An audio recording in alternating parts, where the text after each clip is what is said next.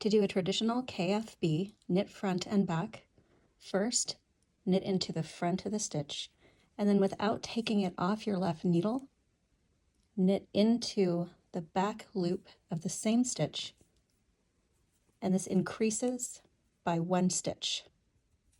As an alternative, you can do a knit back front. First, knit into the back loop of your stitch, and then without taking that stitch off the needle, knit into the front of the same stitch. This will give you a 1 stitch increase without a purl bump. So if you look at the KFB here where you've knit into the front and then the back, you can see there's a purl bump.